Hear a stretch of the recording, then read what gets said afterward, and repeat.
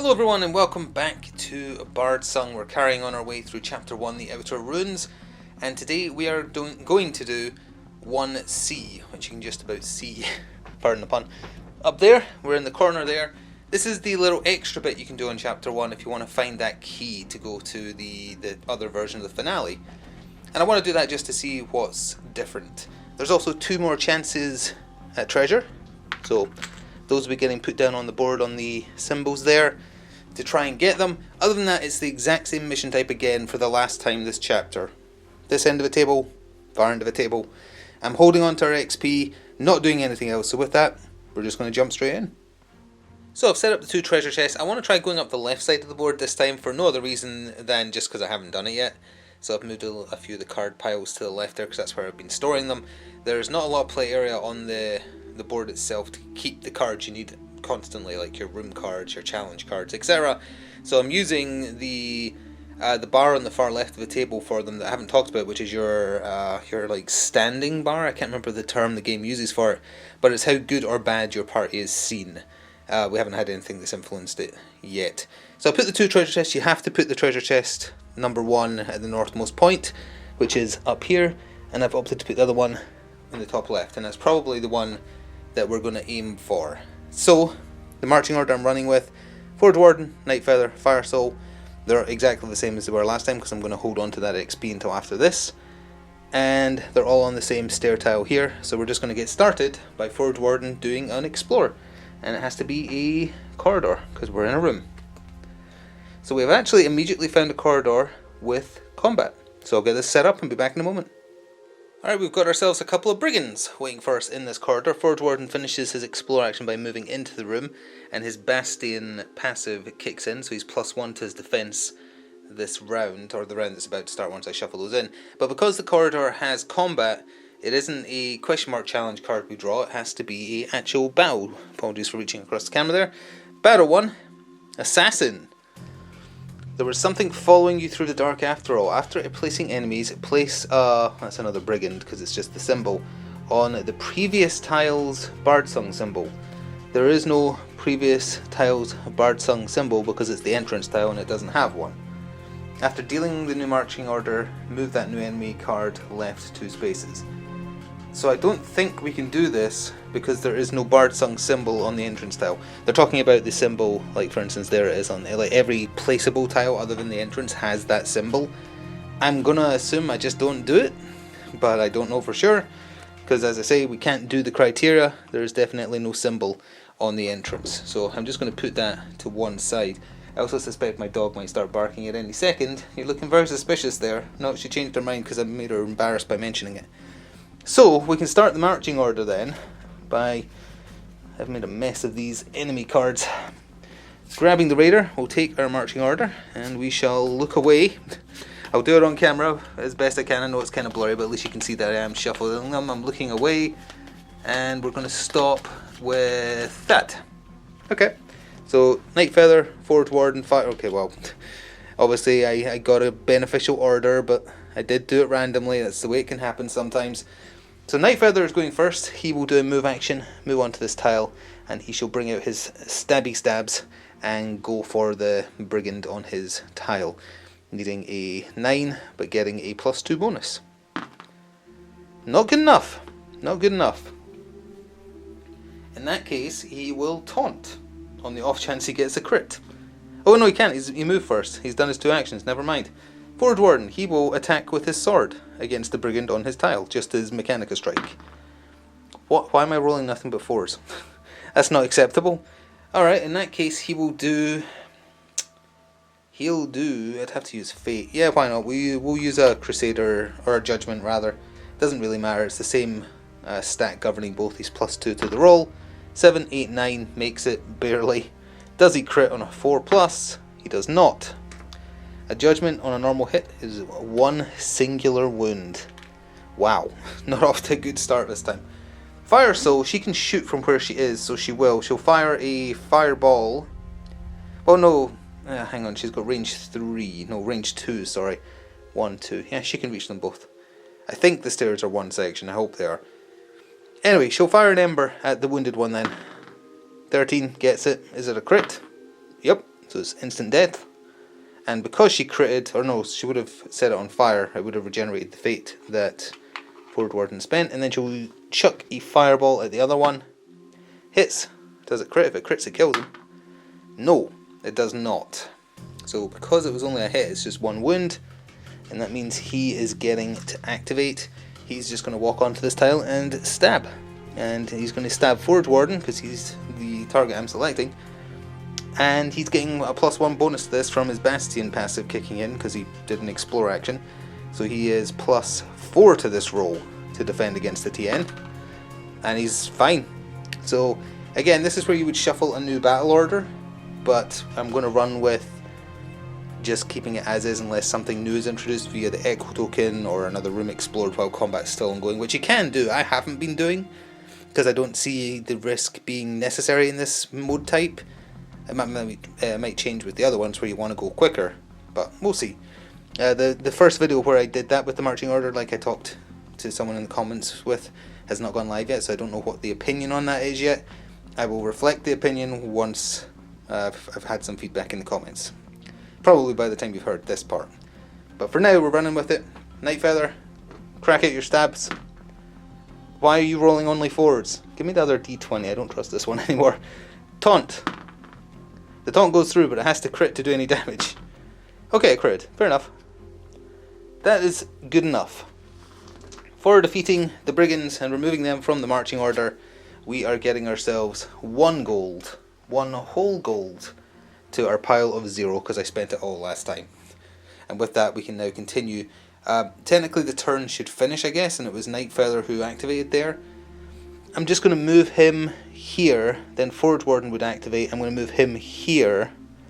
Fire Soul would activate. She's going to move onto the tile with them, ending the round there. We don't do the Echo token because we've not got 3 tiles on the board yet. A new round starts. I'm not going to shuffle the marching order, so Night Feather goes first again. Alright, as this new round starts, Night Feather is obviously going to do an Explore action. That means his Swift Reactions kicks in, so he gets to move once we explore. And it's a room, because we're in a corridor. It's going to be this. Oh, that's a lot of combat. Oh, and for the first time in forever, there's a door. So doors start open, and we can close them. So if I orientate it like this, we can head up to the left as planned. And more importantly, we can shut the door on the Echo token. That's interesting. This is going to be a busy room of combat, although thankfully, because we're only in chapter 1, 2, the symbols on the thing didn't do anything. But there's 3 brigands and 2 raiders and a banner. Now, about the banner, again, this might be something people correct that I haven't seen yet because the video's not gone live. But I'm not sure whether or not it's in effect, or if it's only in effect if the Echo token fails to do anything. Because the Echo token does something on a 1 or a 2. If you roll a 6... the event phase says do terrain effects. I don't know. I'm not sure because the banner affects the marching order, so that doesn't make much sense. Again, not sure. I'm going to play that it's in effect, so the first enemy to activate in a round gets a second activation at the end of the round, to boil down what it says. We have to roll the marching order. However, first, Night Feather's Swift Reactions kick in. He's allowed to dodge 1 square. He's going to dodge back out the room because it's very dangerous in there. We are going to have to close that door on the Echo token. I am looking away with the correct number of cards for the marching order. Looking away, looking away, looking away, looking away. This is our order. Oh dear, that's bad. The brigands are going first. Forge Warden is going next, then Fire Soul, then the Raiders, then Night Feather. Okay, well, they move too. So both of these are going to, actually all 3 of them can make it. Now there's no limit to how many models can go on a tile, but this is also demonstrating one of the problems, because this is a very small tile and it's about to get very, very crowded because they're going to charge out the door at my intrepid team. They're all going to hit Forge Warden. He is only, well, I say only, he's only +3 to his defense roll, so as long as he's rolling 5s basically, sorry, 6s. Block the first attack on him, block the second. No, he took a wound. Okay, just look at a wound card. I'll just put it on his, there's the wound card. Just putting it on his card, like that. And then they are going to the end of the marching order where they will activate again if they're not dead. I also desperately need to blow my nose because I have a cold, so give me 1 second.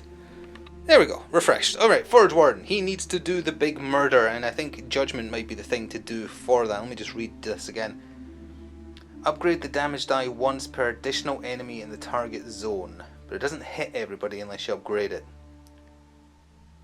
I think. He'll do it because he would upgrade it twice, so that makes it a very, very high chance of him hitting. So he's using Fate. You upgrade the damage die once for every enemy, so for D6 goes to D8 goes to D10. And we're rolling for one of the brigands. And that would be, wait, what am I doing? That's the damage roll. Well, not the hit roll, sorry, you roll the D20 for the hit roll.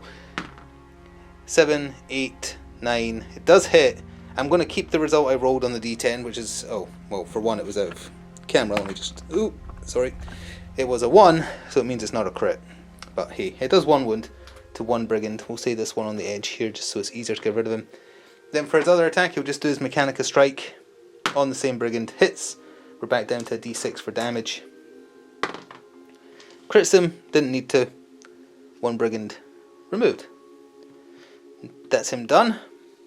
Now Fire Soul, she can do Conflagration, is that what it's called? After resolving this attack, resolve it against every enemy in the target's zone.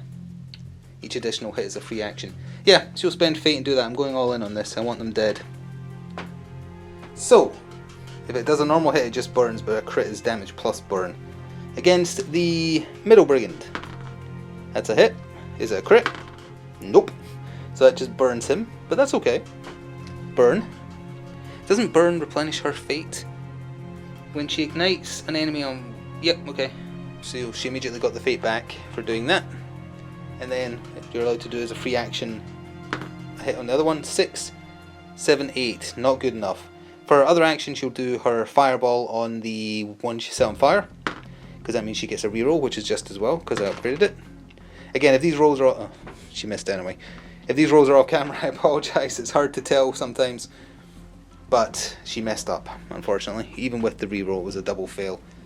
That's not good. So now the raiders want to activate. I don't know if they can shoot through the door. They've got range 3? No, 2. 1, 2. No, they can't reach, so I'm going to have to look at their AI card for what Cautious does if they can't see. Attack the chosen hero or move until the hero is in attack range. Is the only two options on theirs. So he would come forwards 1, which puts the hero in attack range.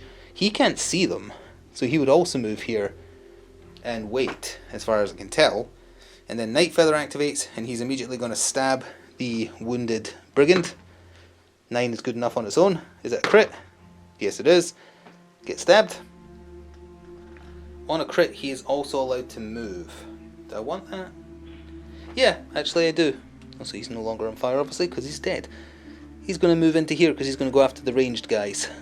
It may not be a good idea, but we'll work with it. So then, the brigands get to go again. Wait, no, he has another action left. What am I talking about? He will use his fate to chuck a throwing knife at the brigand behind him that he just left, because he doesn't have... I'd be rolling at disadvantage against the raiders because they have physical armor. So yeah, he'll chuck a throwing knife at the brigand. Nope, not good enough. Never mind. Alright, back round to the brigands. He will attack Forge Warden, who's obviously blocking. His block rolls are out of this world, but everything else not so great. Then it's back round to Forge Warden. He's going to use his Mechanica Strike. Hits. Is it a crit? 2. No, it is not. So it just does 1 wound. Is there any other fate left in the party? Yes, there's 1 unused fate point that got replenished earlier. Is it worth doing? No. Well, he's going to leave the square because I need to close that door this turn ideally.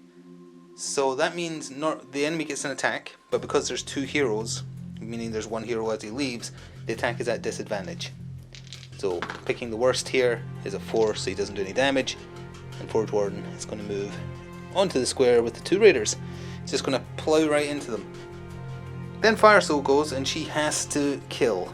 So she's going to... Should I just go straight to the fireball? I hope for the best. Yeah, let's go for the fireball. Yep, good enough. It's already killed him, but let's just roll if it was a crit. It wasn't a crit, but it doesn't matter because it still does 1 wound. That is all the brigands. I may have accidentally called Raider just now. gone, so it's another gold for removing them from the board as a threat. And for her other action, she is going to move into this room. Then the raiders are activated. They're both going to shoot Forge Warden and then retreat. So I'll just roll for his defense twice. Plus 3s to these rolls. 8. What is their TN? 10. He's fine. Both of them miss, but then their cautious AI dictates that they flee. Like that. And then Nightfeather goes at the tail end of the turn. Why do I feel like he got 2 turns? Oh no, we are on to a new round. First action for him, he is closing the door, because we finally have a closable door that might stop the Echo Token getting to us. He can't really chuck anything, so he's just going to move on to one of their squares to make them annoyed. And then that's the end of the round, so we'll do our event roll, see if the Echo Token comes into a dungeon. It doesn't. I also realised I don't think I drew a combat card for this room, did I? Oh, I forgot. I'm pretty sure I forgot. Let's see how much of a difference it would have made. I'm very sorry, I forgot. Ambush, that sounds like it probably would make a difference. Enemies flood out of the darkness quickly surrounding you. Each hero rolls a d6. The hero rolls a 4 or lower, place a, and then it's one of the enemy symbols, in their zone. So the brigands could have spawned on me. Let's see if it would matter. Rolls a d6, and it's a 4 or lower. It actually wouldn't have made any difference. I'm so thankful for that. Okay, yeah, well, I've used up all my good rolls now, but hey, it wouldn't have made a difference. Okay, I'm fine with forgetting. A new round begins with Forge Warden. I'm going to move him onto the tile here and use an action to destroy the banner, which he can do because there's no enemies on the tile. Pardon me. And then, that's him done. So it's on to Firesoul. She's the best at killing these raiders because they don't have magic armor. So she'll chuck an Ember at the one that is not on the same tile as Nightfeather. I kind of dropped that more so than rolled it, but it rolled a 4, so she missed. And then she'll do a Fireball, which does hit. Does not crit, but that's still 1 wound of the 2 they need to die, so that goes there. Then the raiders activate. Again, they're going to shoot at their closest threats. So the left one will fire at Nightfeather, the one in the centre will fire at Forge Warden. Nightfeather, no bonus. No, he gets a +1 bonus to his defense rolls. It's a 5, not good enough. That's 1 wound. That's a wound card on him. Forge Warden, +3 to this. That's a 20. He is fine. And with that, it becomes Nightfeather's turn. Stab at the raider. Oh, it's at disadvantage. Worst result. They're both terrible, so he missed anyway. Taunt. Best result becomes a 10, so it hits. Needs a crit to do damage with it though. Nope. What does the taunt do when it's not a crit? It lets him dodge. It's fine. End of turn already. Does the event happen? It does not. So the Echo Token is not in the dungeon yet, so we have time. Oops, accidentally closed 2 doors. There we are. New round starts. Forge Warden moves onto this square, tries to kill wounded man with disadvantage. Those are not appearing on camera, are they? I should zoom out a little bit so you can see them better. There we are. With disadvantage, he missed. So he's done for the turn. Firesoul, Ember on the wounded one. Not good enough. Fireball on the wounded one, come on. There we go, he's dead already, but was it a crit? Nope. Doesn't matter. Because Fireball does 1 wound. She's done.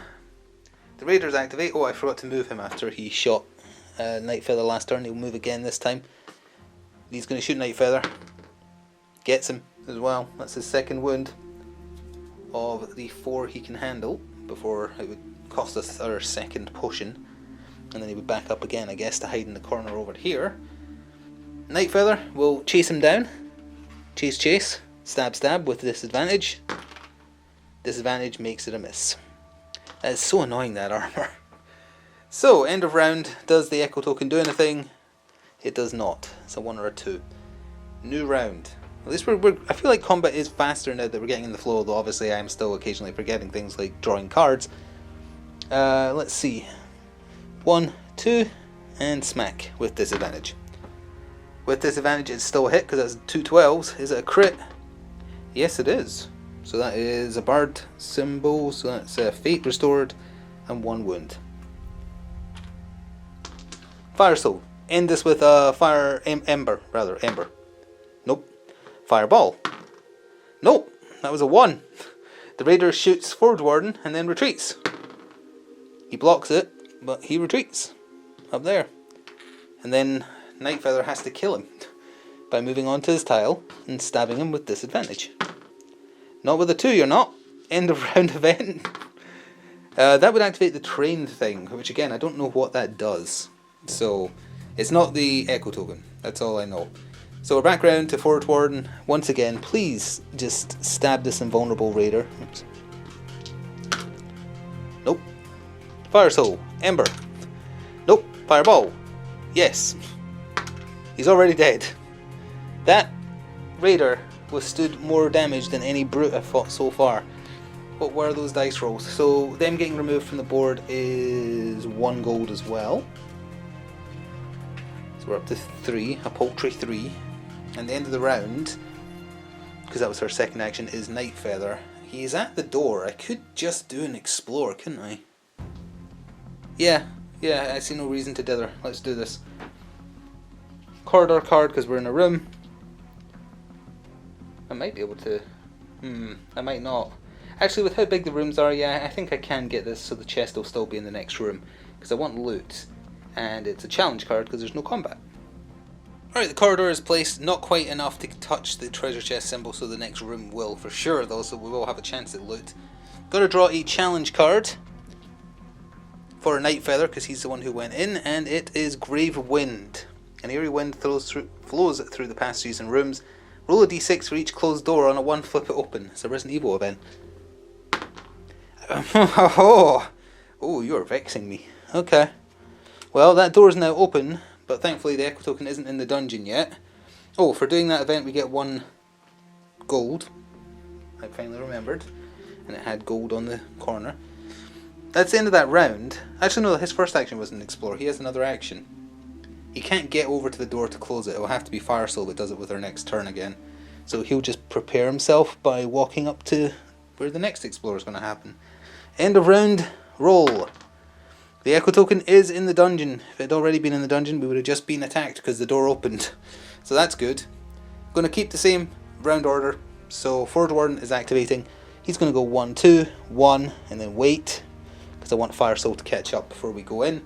Speaking of which, she's going to close the door as her first action because she's hearing sounds behind us that she does not like.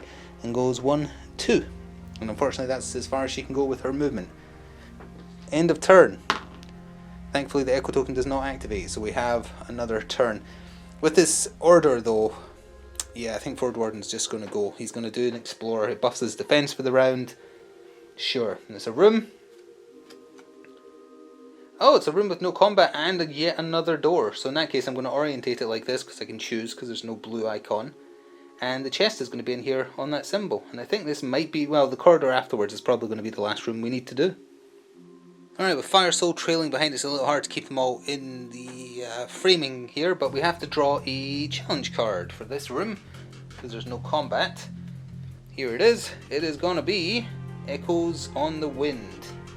Wait, was that footsteps or just your imagination? Activate the Echo token. If there are fewer than 3 tiles, shuffle this back in. Nope. So it activates, it gets to the first door, back at the start, which I know you can't quite see, and it busts it open. So now it can come through if it activates again, as is my understanding. 1 gold for that means that we're up to 5, which is nice, because that means I can flip 1 coin and get rid of the rest. Like that. The Forge Warden still has an action left. He is going to ignore the treasure chest, do another move action, and go 1, 2. This corridor is going to be the last room we do, because it will take us to the far side and it will have the escape in it. Fire Soul activates next. 1, 2. 1, 2, she's in this room, can't do anything else.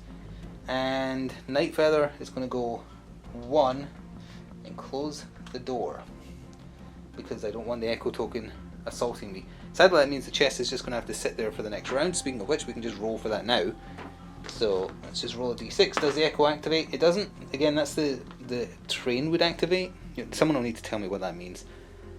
We're going to start a new round. Forge Warden, I mean, he's going first, so I guess he should be just doing an explore, really. Yeah, okay, so it's a corridor, and this is the last corridor. Will it have combat in it? Or just the exit and a question mark? It's just got the question mark, so we are going to get out of here in this next room. So that last section is well and truly off the board because it's a long corridor. We have to do a challenge card, and then Ford Warden can get to the stairs. Haunted Cries. This has got a lot of text. For a moment you think you hear something unnatural. Surely not. Place a number of timer tokens on this card corresponding to the number of heroes, so because I have 3, it's 5. During the end phase, discard a token. If there's no tokens to discard, retrieve card 174 from the challenge aspect of the vault and shuffle it into your deck, then return this card to the vault. We're going to get out before this runs out of tokens, thankfully, so that's not going to matter. Ford Warden's other action, to the stairs, he's out of here. He is done, he's off the board. Fire Soul is moving and opening up the chest, so we're going to find a bit of loot. And where are my treasure cards? There's 2 cards left, potentially. Oh no, 3 actually, isn't there? Yeah, 3. 3 here. I'm going to pick the middle one. So whatever that is, whatever that is, we have now obtained. Is it an actual upgrade? It is an actual upgrade. It is a Rune of the Steadfast. This hero can re-roll 1 defense roll each round, and presumably it goes on armor? Or shields, rather. Either way, I'll certainly be giving that to Ford Warden on his shield, so that he can re-roll a defense roll each round, because he's got the best defense and tanks the most hits. Opening a chest is an action, I believe, so she's done for the turn. Night Feather, 1, 2, 3, and out. Event roll, pardon me, nope. And then Ford Warden, Fire Soul's turn, 1, 2, 1, and out. So we're not, well, technically we're going deeper down, we're not going out, but we need to read some lore now to see what happens. Alright, for completing section 1C, we have to go and read narrative 308. I'm flipping to it now. 308. It's very far through the book. Let's see here. 308. No, that's 306. 308. The key awaits you, hanging on a hook hammered into a stone wall. It's covered in rust from where the ceiling above has collapsed in and exposed this chamber to the elements. But that's of little matter, it will still open the doors ahead. If all the ancient forge's secrets are so poorly hidden, then this will be easy. Retrieve card N38 from the narrative vault. It doesn't say what to do with it. I have the narrative vault right here. I need to put this back down, hang on 1 second. Hang on, what was it, 38? 38, yep, okay. It seems relevant to what just happened, so I'll read it out, even though it did not specify whether or not I should. But it sounds relevant. We have the rusty key. Like, out of focus in so. I'll read it to you anyway. This must be the key for the door. It has suffered from being left out in the elements, but that shouldn't matter. Unlocks pathway 01. Keep this card in your inventory. I'll put it... I'll just put it underneath one of their cards, so I can still see I have it. Oh yeah, because we finished the encounter, we'll obviously do the cleanup. I'm not spending XP. Well, actually, no, I might. I'll have to think about that between parts, because for doing that encounter, we also get 1 XP. The only other XP we can get now is for finishing the entire chapter, which we can do next time, because we're up to the finale of it, which would give 3. With that 3 XP, I could buy a new skill from their tree. I could upgrade their best stat to +3. I could maybe level up one of their better skills. That's a lot of options. The only thing I can't do is buy a skill from someone else's tree, because that costs 4. So, I don't know. I will need to sit and think about what I want to do with that, but they do have 3 XP each. That is worth considering a spend. Let me just double check if there's any lore to read once we unlock the door. There is, but that'll be a nice preamble to what we're doing next time, because I'm pretty sure it's a set fight. It will be a shorter video because it's just one room, and I believe it introduces either a boss or a mini-boss. And yeah, okay, so that will be a different mission type. So thank you very much for watching this one. I feel like that flowed a lot better, even if some stuff might have been a bit wrong. But at least combat is getting more flow state now, so it feels much more natural, less double checking, triple checking, etc. So I felt like that was better, but you can always let me know. Anyway, thank you very much for watching, and I shall see you next time for part 1E. Until then, ta-ta for now.